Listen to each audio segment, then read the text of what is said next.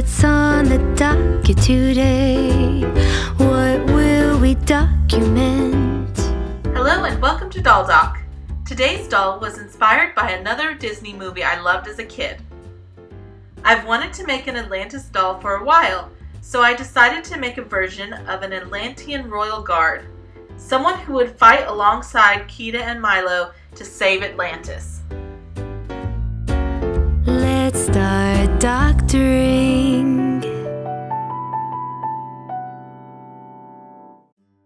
Today, let's start with the clothes. I wanted something like this. I've never made a draped skirt before, so I began researching on how to make them and came across a video that inspired mine. I'll leave a link to that video below. I start by measuring two rectangles 9 inches by 3.5 inches. This ended up a little loose on her waist, so I just stitched a dart in the back to fix it. If you don't want to have a dart, measure the fabric 8 inches by 3.5. Next, I sew the rectangles right sides together on 3 sides, then flip them right sides out. Bring the bottom 2 corners up to the top middle. This will be where the snaps go later. Then pleat the 2 sides, making them face the middle of the skirt. I did 3 pleats on each side. For the back of the skirt, continue pleating, making them also face the direction of the front of the skirt. Again, I did 3 more pleats on each side and 1 in the middle. Once this is done, sew the pleats closed. Now I sew a band for the top of the skirt and stitch it on.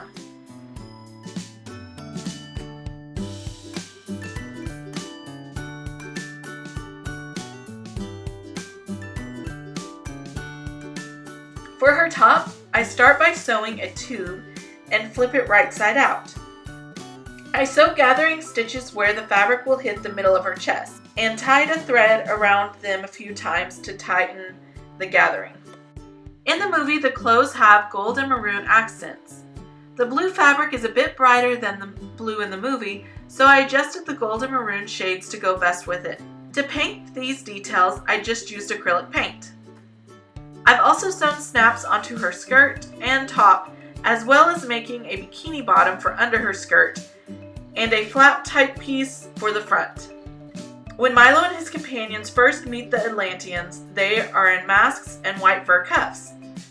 To make the cuffs, I cut out strips of note cards and sealed them with a hard coat sealant. I then glue a piece of Velcro to each strip before gluing brushed yarn to each of the cuffs, trimming the yarn and painting the cuff edges white. One other thing an Atlantean needs is a crystal necklace. For this, I used some scrap plastic I had and colored it blue. Then I added a layer of hot glue, and once dried, I cut out 2 crystals. I ended up going with the second one and colored them each blue.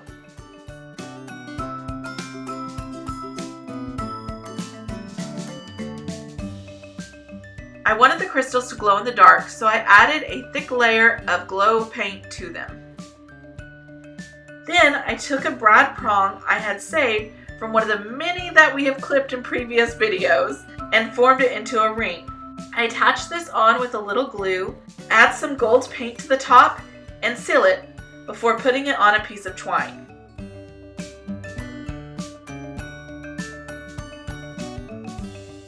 On to the wig! This is the last in the set I had filmed forever ago. I start by adding bangs, trimming them carefully as I go.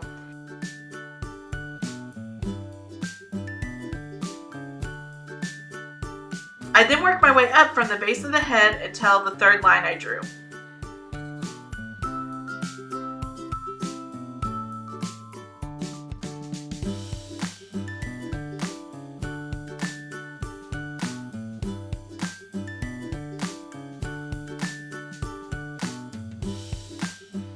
For the top knot / bun, I took a weft of hair and rolled it up, and then glued it to the crown of the head.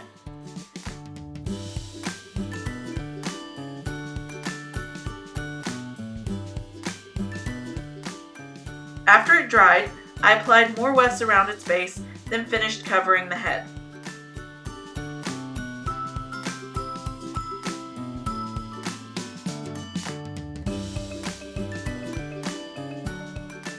I also braided a separate weft, which I forgot to film. I glued it to the back base of the bun. A few blue fabric and twine hair accessories, and her wig is complete. So someone being me, forgot to hit record when blushing the face. I used a Cleo doll as my base and blushed the face and body with copper and brown pastels, after sealing her first with 3 layers of MSC.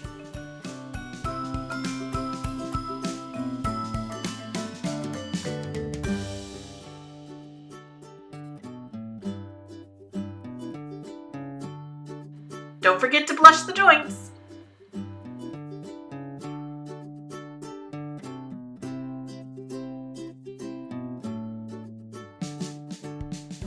Then I began sketching the eye and brow placement with a dark brown pencil. I made her brows a bit thicker this time, since in the movie Kida's are not thin.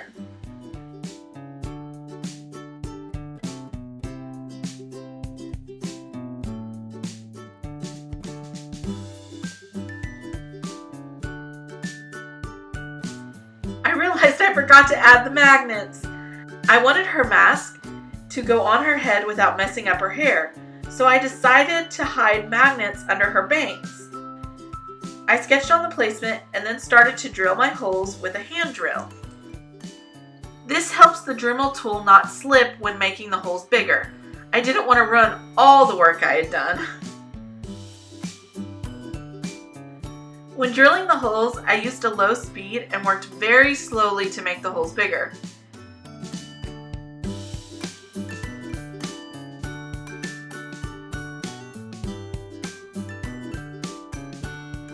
Once they were the size I wanted, I covered the face in plastic film and secured the magnets with epoxy glue. Use a cotton swab to clean excess glue off before it gets too tacky.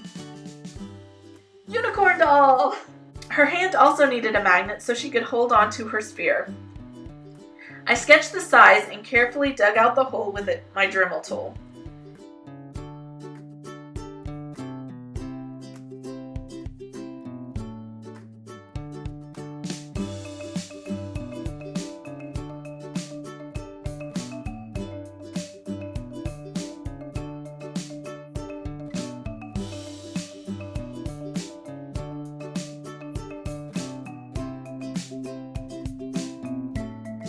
I seal her with another layer of MSC and restart the face up.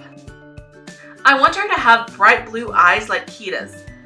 Also, Kida has some pretty bright lips, but I didn't make mine as saturated as the ones in the movie.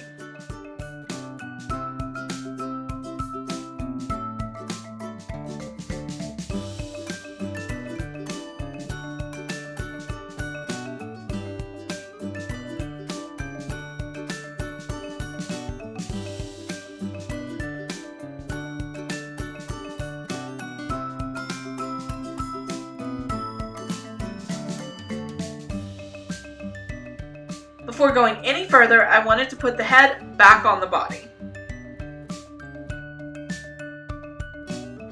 Next, I started working on her tattoos.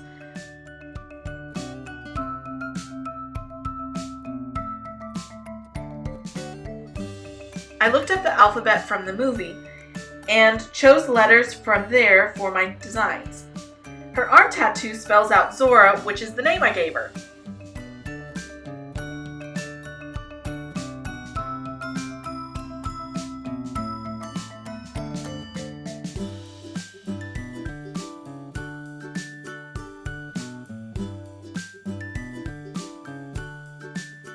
Now I just work on darkening my colors. In the comments below, let me know who your favorite Disney character is. I think Kida should be recognized more as one of the Disney princesses.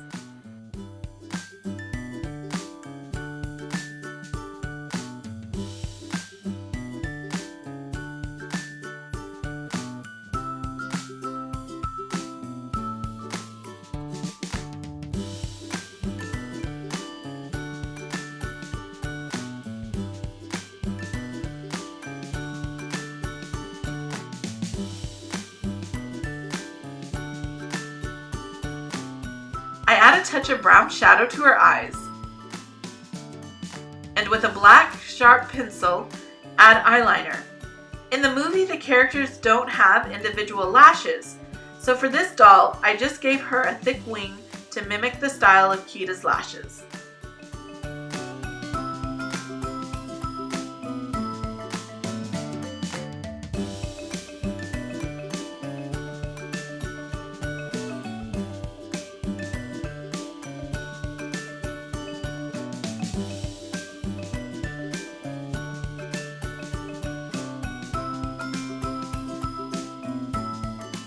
I laid down white first on her tattoos to help the blue pop.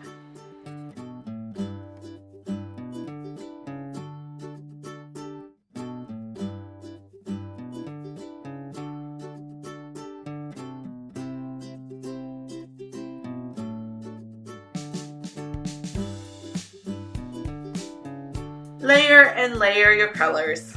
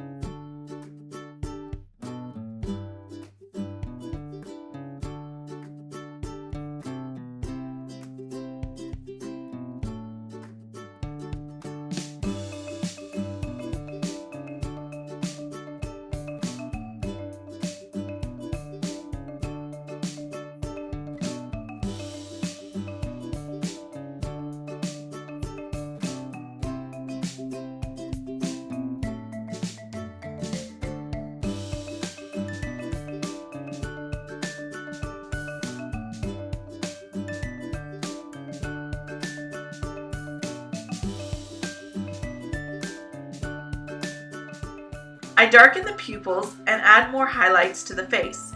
I like to blend the brow highlights with a cotton swab.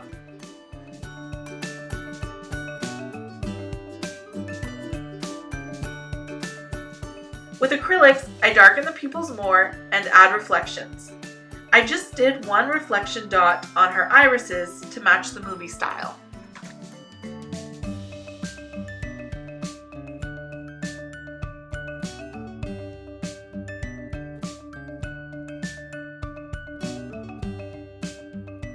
Now to make her glow. With more glow-in-the-dark paint, I go over her tattoos and irises. I found doing smooth, thick coats works best. 2 layers did the trick. If your layers are too streaky or thin, it won't show up as well in the dark.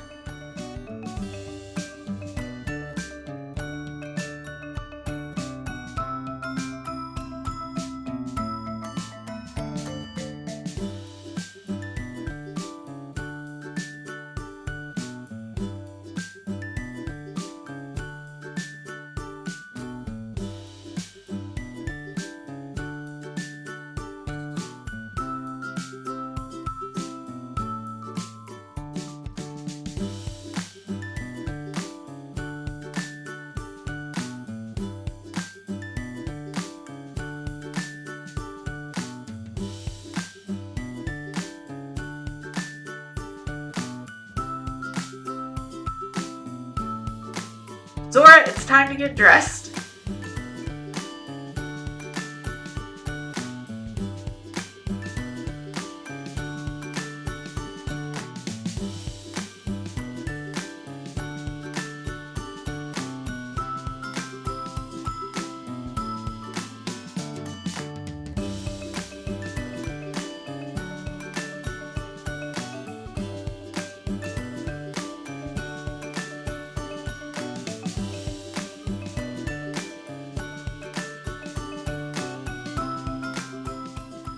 see that glow. Unfortunately, it doesn't show up as well on camera, but in person, all her tattoos and irises are vivid.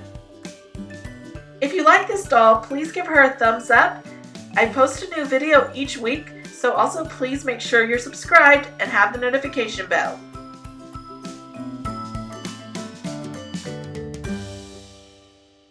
Hey Zora, what's under there? A secret? Come back next week to see what she's hiding and how I made her mask and spear. Thanks for watching!